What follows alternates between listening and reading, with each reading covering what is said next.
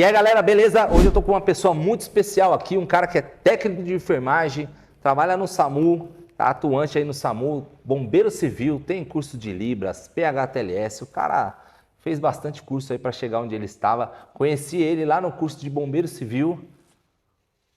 Jonathan Ribeiro, meu parceiro aqui, ó. Tamo junto. E aí, Tamo Jonathan? junto. Tranquilo? Tranquilo, graças a Deus. Conheci esse cara lá atrás, acho que foi 2021, acho. 2000, Mais ou menos isso. Foi antes, em 2019. Assim, Acho que mais ou menos isso aí. 2019. Acho que na pandemia, eu acho. Foi na época Tava da na pandemia. Isso, a gente tava de máscara ainda. Exatamente. Fui fazer um curso fui fazer um suporte básico lá para os bombeiros civis lá e aí acabei conhecendo ele. Quando eu conheci ele, ele falou assim, quero entrar pro SAMU, como é que faz e tal, não sei o quê. Quero muito entrar pro SAMU. Um cara que desejava muito, muito, muito e graças a Deus deu tudo certo. E aí eu quero passar um pouquinho pro pessoal aqui, como é que você fez para chegar até o SAMU, quais são os cursos que a gente precisa realizar para chegar até onde você queria chegar. Onde foi? Primeira pergunta, onde foi que despertou essa vontade de entrar para o serviço de emergência? Então, primeiramente, um bom dia a todos, uma boa tarde, uma boa noite quem estiver vendo. Desde o início, há uns 4 anos atrás, né, bem na época da pandemia, meu pai ele sofreu uma crise convulsiva na época. E ali eu não sabia fazer nenhum atendimento. De início, quando ele teve essa crise convulsiva, foi a generalizada, ele virou o olho, né, teve os espasmos.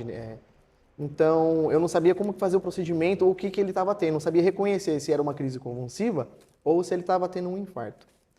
De início, de princípio, eu imaginei que ele estava tendo um infarto nesse dia. O meu pai ele tem problema de bebida alcoólica, ele é etilista, né, há muitos anos. Então, nesse dia, ele estava em abstinência. Ele estava sem beber. E tem problema de pressão alta também. Nesse dia, como eu não tinha conhecimento em questão de sinais vitais, né, como a gente aprende no dia a dia e faz muito uso no dia a dia nosso do trabalho, ele estava com a pressão muito alta. A pressão dele estava 210 por 130. Caramba. Então estava uma pressão muito alta. Então, para meu pai não ter ali aquele, né, ter um infarto ou um AVC, veio a crise convulsiva nele. Só que eu não sabia reconhecer de imediato. E eu estava de férias do meu trabalho, né? E nesse dia que ele teve essa crise convulsiva, a gente estava em família, estava minha mãe, estavam meus irmãos, nós estávamos em casa, estava assistindo televisão. E meu pai ele começou a fazer muita pergunta, estava tendo uma amnésia, porque estava dando uma amnésia alcoólica nele. Caramba. Então assim, ele não estava reconhecendo a gente. Né? A gente não sabia que a pressão dele estava altíssima e ele não estava reconhecendo a gente, que eram os sinais que ele ia convulsionar. Até então não tinha problema nenhum. Não tem problema nenhum. Só com a bebida? Só com a bebida e a pressão alta. Mas já sabia que tinha pressão alta ou não? Já sabia que tinha pressão alta. Mas e nem tomava remédio? Não, toma medicamento. Toma losartana. E aí nesse dia a gente estava em construção na minha casa, né? Inclusive a gente está em processo de construção também ainda.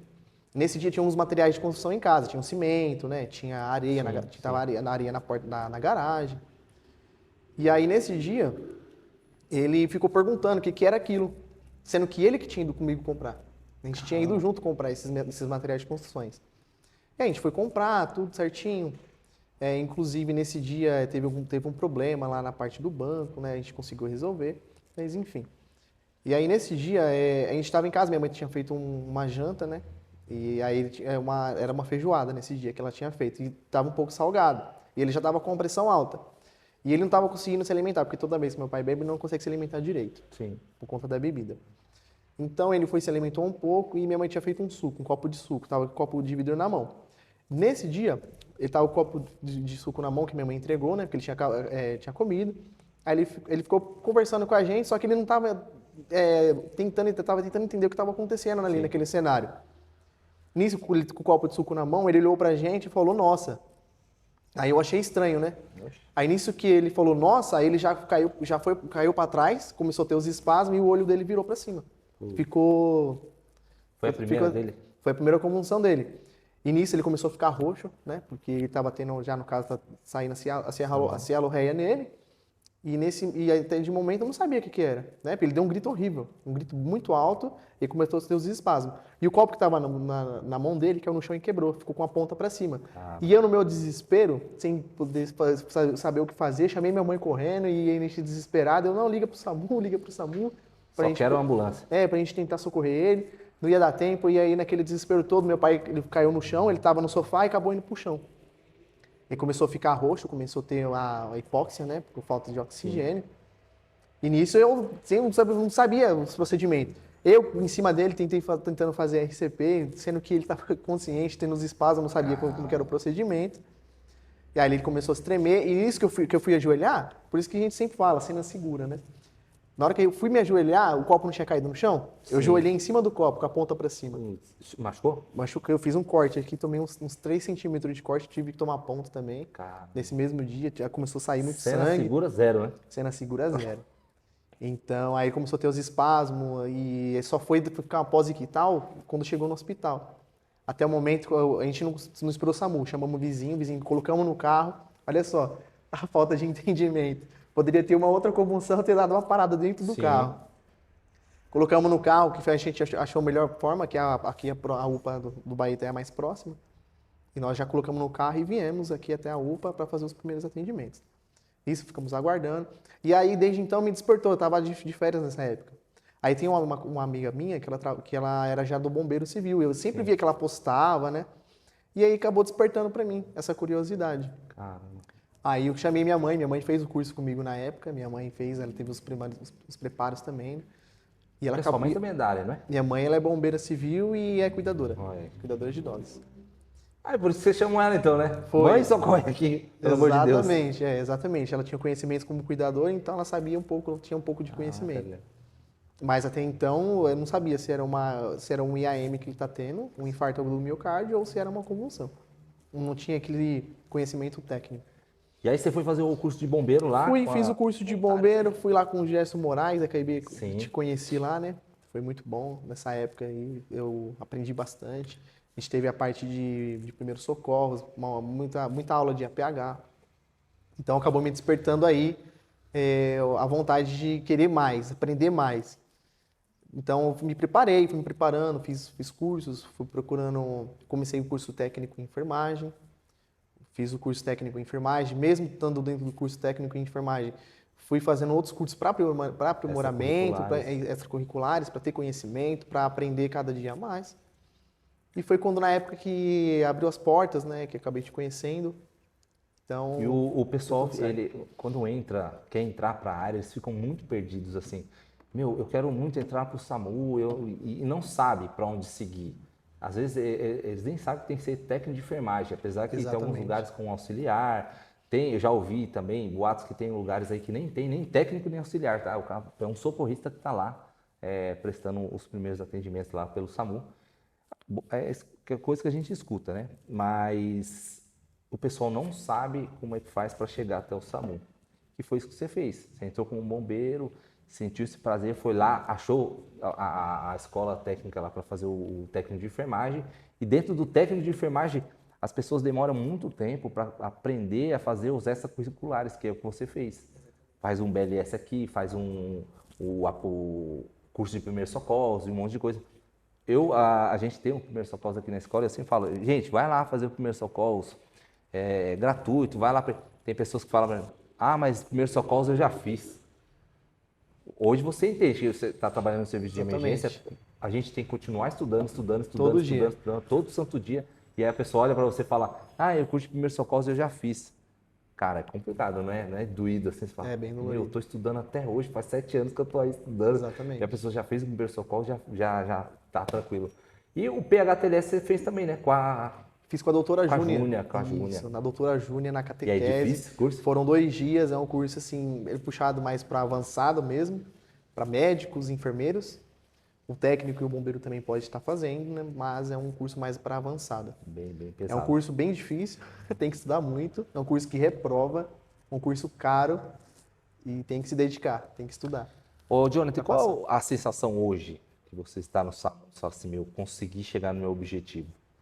A sensação era isso mesmo que você... Sim, primeiramente eu agradeci muito a Deus porque era um sonho do meu coração, estar dentro do SAMU, tá fazendo parte do SAMU, poder ajudar as pessoas.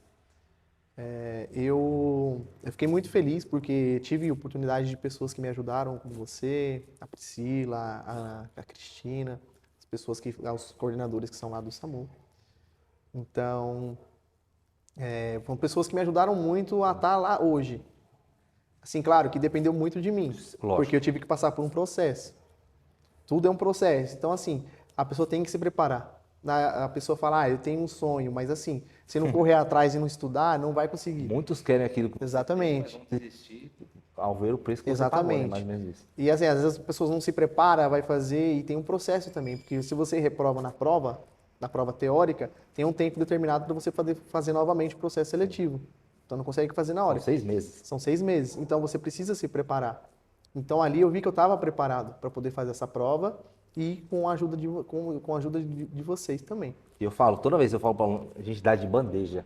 Na época que eu comecei a estudar, em 2018, 2017, não tinha o que tem hoje do IBRAP, para a gente estudar bastante. Hoje em dia tem Instagram, TikTok, tem várias redes sociais aí que eu indico o pessoal, vai lá que você consegue se estudar por lá. Não, tinha que ir presencial. Os cursos eram presencial. Antes da pandemia, Exatamente. o EAD não era considerado igual é hoje, sabe? E tá muito mais fácil. Eu falo para um, tá aqui, ó. Tá aqui. Dá para você conseguir.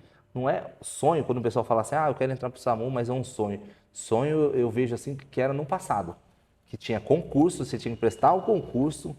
Depois que prestasse o concurso, aí sim você ia fazer uma prova lá para ver se você tinha capacidade para ir pro SAMU e tudo mais.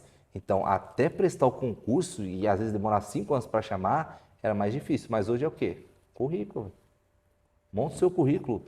Faça uma técnica de enfermagem. Às vezes o técnico de enfermagem, a pessoa espera terminar o técnico de enfermagem para ir sim fazer um curso extracurricular. De 4. Aí o enfermeiro, sei lá, a pessoa vai entrevistar, olha, nossa, 2 anos que ela estudou, 2 anos e meio, dependendo da escola. Você não tem um extracurricular de 4 horas, de 8 horas. De 8 horas. De um curso pequeno, de 1 hora, uma palestra. Não tem uma palestra sua escrita aqui de alguma coisa. Então, igual você falou, mérito seu, você foi atrás, buscou os cursos, foi atrás. É um preço caro a se pagar. Exatamente. Né? Assim, eu sou solteiro, não sou casado, mas tem pessoas que têm dificuldades por ter filhos, por terem filhos. Só que tem chances e consegue sim, a pessoa consegue. Por que eu falo isso? Antes de entrar no SAMU, eu trabalhava na empresa Volkswagen. Lá eu trabalhei 2 anos e 4 meses. Eu trabalhava no horário da tarde, trabalhava na Volkswagen à tarde, eu era analista logístico lá, e fazia o curso de técnico em enfermagem de manhã. Então eu estudava de manhã e trabalhava na Volks à tarde. Na Volks eu saía meia-noite. Chegava em casa em torno de 1 hora da manhã, para ter que acordar cedo e estar no curso técnico em enfermagem para mim poder estar buscando os meus sonhos. Sim. Então eu fazia como? Eu trabalhava na Volks à tarde, fazia o curso técnico de enfermagem de manhã e ainda tinha os estágios. Os estágios lá na Grau Técnico eram 3 aulas por semana. E os 2 dias da semana nós fazíamos os estágios. Lá na Volks eu trabalhava de segunda a sexta. Então eu tinha o sábado e o domingo em casa para poder descansar. E nesse sábado e domingo, quem disse que eu descansava? Não, eu não descansava, eu fazia os cursos de aprimoramento. É verdade. Eu fazia os cursos de aprimoramento. Fiz o curso gente. de Libras aqui na EDASE, fiz o curso de PHTLS, que são 2 dias, sábado e domingo, eu consegui alocar para esses dias. Então, assim, a minha vida era muito corrida. Sempre foi corrida. Sempre foi corrida. Sempre foi corrida. Então, assim, tem tempo, mas tem que se dedicar. Você se dedicando, você consegue. E dá Você certo, consegue dá chegar. certo. E dá certo. Precisa fazer isso que você fez, buscar e ir atrás das coisas. Mas hoje a gente indica os caminhos, dá o caminho das pedras, né, diz o povo aí, mais fácil. Então tá aqui, ó, só você seguir isso aqui. E eu acredito muito, a maioria dos alunos que passam com a gente aqui tem esse intuito aí, eles querem ir para o SAMU e tudo. E eu falo, tá aqui, ó, estuda lá, tá aqui, tá aqui, tá aqui. E a maioria deles aí seguem os estudos, mas se vão conseguir chegar a todos eles, vai depender só deles. Da pessoa, exatamente. Ô, Jonathan, então o pessoal chega muito aqui na escola com uma dificuldade de saber se eles vão conseguir realizar o curso de APH, que às vezes a maioria não é da área da saúde. Então, será que eu consigo realmente fazer esse curso? A gente já teve vários alunos que passaram por aqui nesse mesmo sentido. O que você deixa de recado para esses alunos, essas pessoas que vão fazer o curso de APH? Para que serve para eles? Vai ser bom, não vai ser bom? Que despertou o seu foi no curso de bombeiro civil. Exatamente. Mas tem pessoas que fazem um APH e desperta ali a parte de querer entrar para o SAMU, querer essa parte da enfermagem. O que você deixa de recado para esse pessoal? Sim. Como acontece com a família, familiar, filhos, principalmente filhos, para quem tem filhos. Eu não tenho filho, mas para quem tem filhos, como fazer os primeiros atendimentos ali com aquele paciente, o engasgo, criança engasga muito, criança neonatal tem o engasgo por leite materno, então muitas das vezes as mães não sabem fazer os primeiros atendimentos. Então fica aí a mensagem eu sempre falo e converso e tento alertar as pessoas de como fazer o melhor para um familiar nosso. Porque quando é familiar nosso, tudo muda, né? Tudo muda. Você esquece, tudo que você aprender, a teoria, a prática, tudo vai embora, porque entra aquele desespero na pessoa. Como aconteceu comigo com meu pai, que na época eu era despreparado, não sabia fazer os primeiros atendimentos. Então, para as pessoas que estão nos assistindo, não deixe o medo de perder ser maior que a sua vontade de vencer. Caramba, que Tá bom? chique, hein? Porque às vezes as pessoas, eu tenho medo, eu não vou conseguir, eu não tenho capacidade, mas todo mundo tem. Se a sua vontade for maior que a vontade do que perder, então você consegue, você consegue. E assim, se dedicar e não ter preguiça. Se alguém chegou, você vai chegar. Exatamente. Se ninguém chegou, você vai ser o primeiro. Exatamente. É uma frase muito legal essa frase aí. E a galera que passou por aqui, que não é da área da saúde, tem a Stephanie, aluna nossa, que passou, que eu converso bastante com ela. A gente fez uma entrevista recente com ela, ela fala, gente, eu não sou da área da saúde, tá? Eu sou açougueiro, eu corto carne.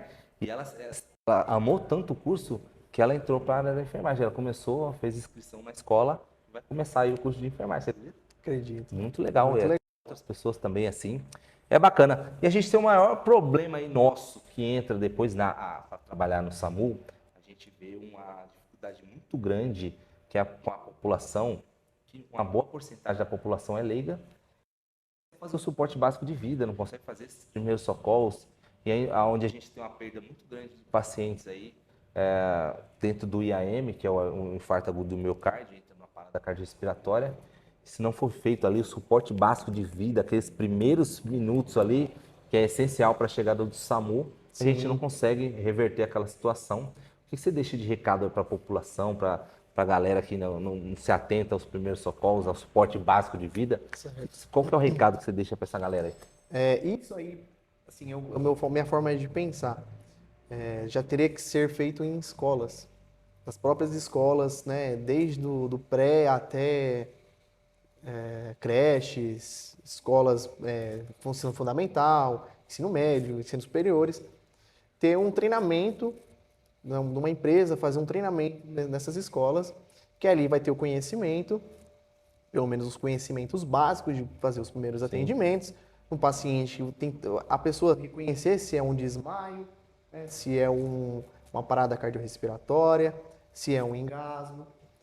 Então, desde o início, teriam que ser feito nas escolas. Nas escolas. E aí, posteriormente, passar para os pais. Já que os pais falam que não tem tempo, é trabalho, é correria do dia a dia, não conseguem estar dentro de uma escola, de um curso para estar fazendo, para ter o conhecimento dos primeiros socorros, pelo menos nas escolas tendo esse treinamento para os professores, repassarem para os professores e para os alunos, Sim. de como fazer os primeiros socorros, os primeiros atendimentos, até chegada do suporte avançado, o suporte básico de vida, do SAMU ou bombeiro, resgate. Então, ali já tem esse conhecimento. Então, abrangeria... Colocar na grade escolar, né? Na grade escolar, exatamente. Eu já perguntei para algumas mães que fazem pré-natal. Não deveria ter no pré-natal já alguma coisa de engasgo? Exatamente. Vai lá na UBS, não faz o pré-natal ali, não deveria encaixar uma aula de primeiro treinamento, primeiro socorro. De engasgo, a gente está falando sobre uma criança, ela vai amamentar e tudo mais. Não sei a fundo, né, desse tema aí, da UBS, mas eu acredito que as mães que eu perguntei falou que não tem conhecimento dessa parte aí, mas deveria ter, né? Exatamente. Tem que ter, assim, uma informação diretamente ou do hospital particular, que a pessoa tenha convênio, ou da uma UBS, enfim, que passe para gestantes de como agir numa determinada situação.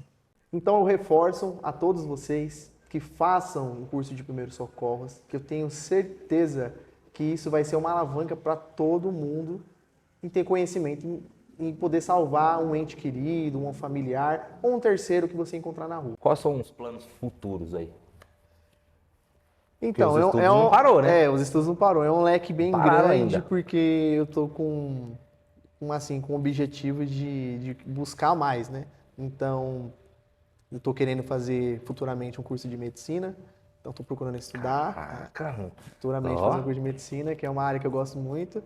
Então, eu vou buscar, tô indo para cima, tô estudando e prestar prova, vestibular, ProUni, vamos ver o que Deus prepara futuramente. se for trabalhar no noturno, queira ou não, aumenta um pouquinho o salário também. Se você prestar uma bolsa e ganhar 100%, que mesmo Ajuda 100% ainda tem um gasto, tem umas meninas que rodam com a gente lá, que já deve ter conversado com elas, Sim, elas têm um gasto ainda, né, de acho que 2.000, 3.000 reais, alguma coisa assim, exatamente, mensal. mensal. E mais dá certo, e consegue, mas tem um estudo aí de uns 3 anos aí pra frente aí. Legal, pô.